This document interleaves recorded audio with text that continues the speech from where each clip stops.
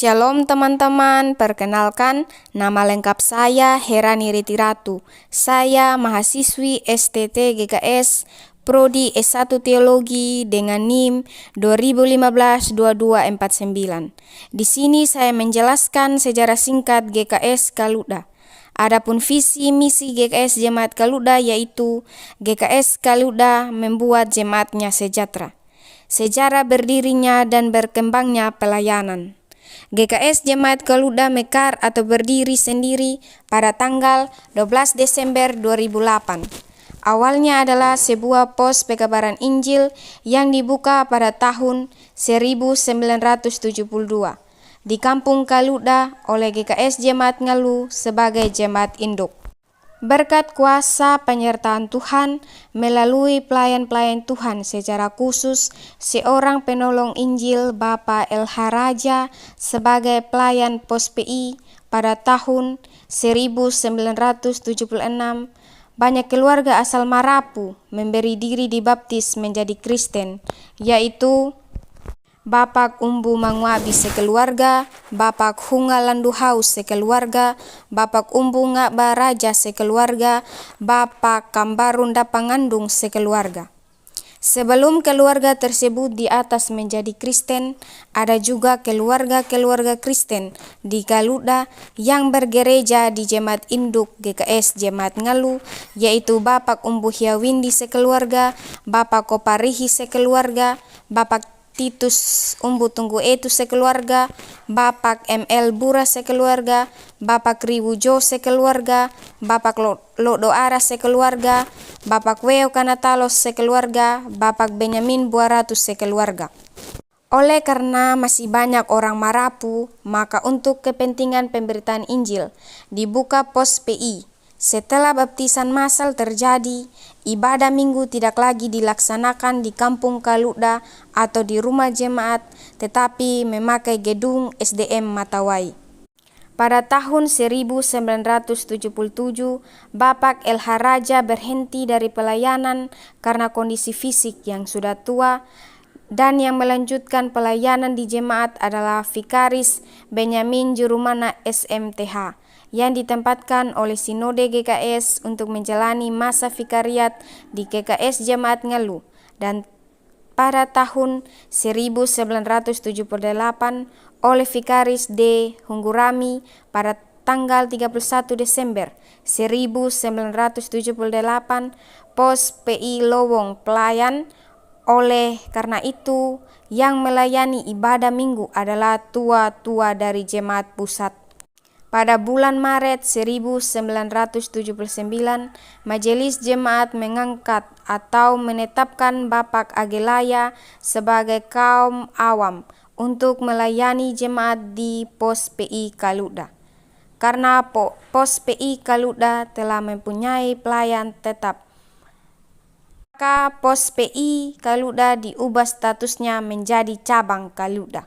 Pada bulan September 2005, ditabiskan seorang vikaris atas nama Bernike Julius STH menjadi pendeta di GKS Ngalu dan ditempatkan di cabang Kaluda, sekaligus juga persiapan mekar cabang Kaluda menjadi jemaat yang namun pada perjalanannya ketika pendeta Adolfina Nanda Matalo STH yang menjadi pendeta di jemaat induk GKS Ngalu dipanggil pulang oleh Sang Pencipta pada tanggal 30 Oktober 2006.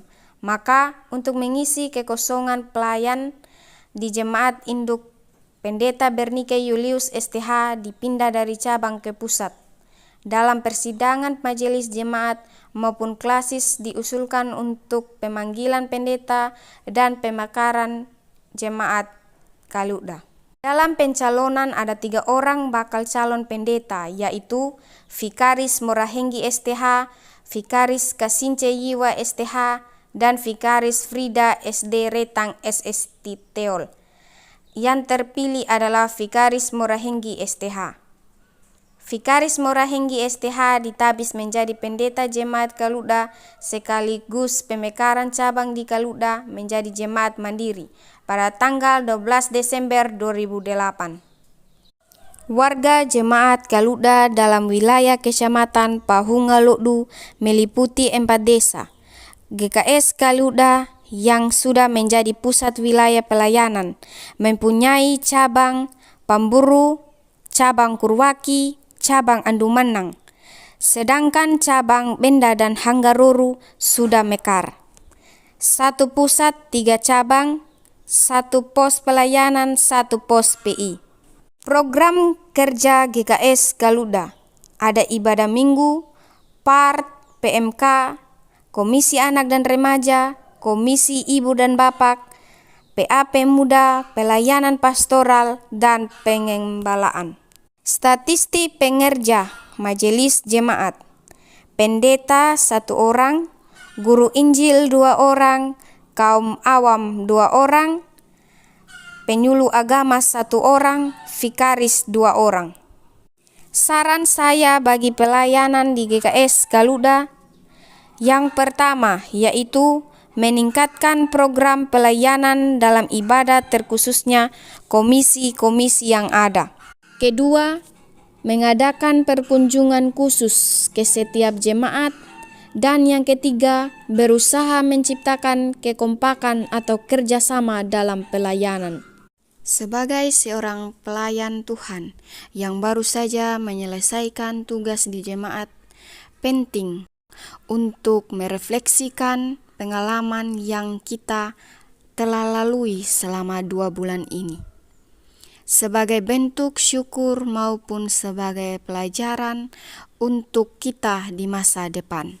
Pertama, kita harus bersyukur kepada Tuhan atas kepercayaan yang diberikan untuk melayani di jemaat.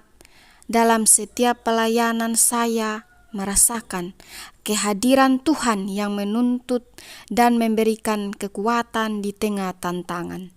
Melalui pelayanan ini saya mempelajari banyak tentang kerendahan hati, kesabaran, dan juga kasih.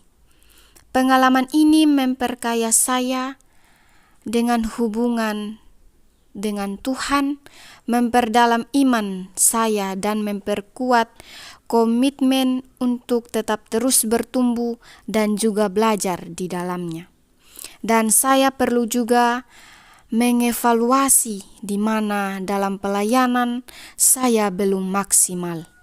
Apakah saya sudah cukup mendengarkan, memahami, melayani dengan hati yang tulus?